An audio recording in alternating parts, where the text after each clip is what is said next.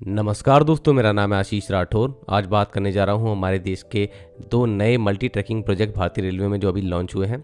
इससे पहले आप लोगों को पिछली वीडियो में मैं आपको जानकारी दे चुका हूं कि किस तरीके से दिल्ली से चेन्नई की तरफ जा रहा हैवी डेंसिटी रूट जो है भारतीय रेलवे का, वहां एक ट्रंक रूट पर मल्टी ट्रैकिंग के लिए 3rd और 4th रेलवे लाइन का प्रोजेक्ट लॉन्च हुआ।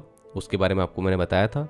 वैसे ही दिल्ली से मुंबई वाया सेंट्रल रूट जो जा रहा है भारतीय रेलवे का, वहाँ पर भी मल्टी ट्रैकिंग को रिलेटेड काम लगातार चल रहे हैं और एक नया प्रोजेक्ट भी लॉन्च हुआ था।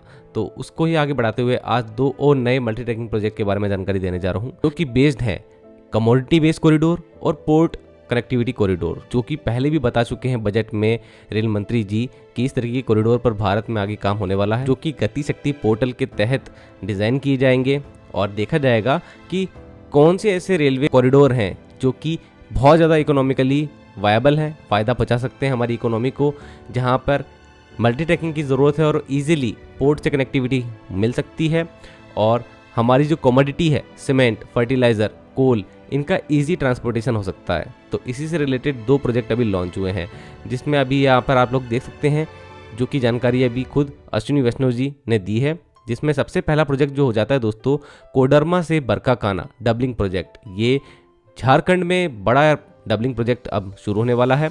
3063 करोड़ की लागत से 133 किलोमीटर का प्रोजेक्ट है, जिससे कि साल में औसतन 163 करोड़ किलोग्राम कार्बन डाइऑक्साइड का उत्सर्जन रुकेगा, जो कि 7 करोड़ पेड़ लगाने के बराबर है। Most efficient rail between Patna and Ranchi.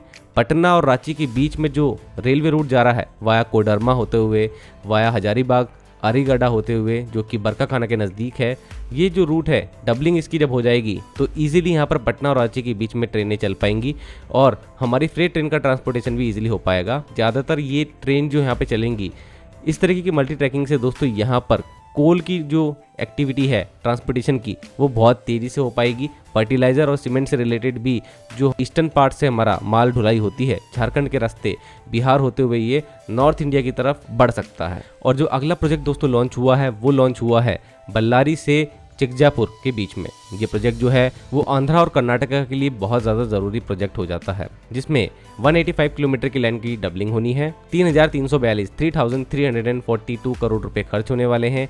101 crore kilogram CO2 का यहाँ पर उत्सर्जन रुकेगा, जो कि 4 करोड़ पेड़ लगाने के बराबर है।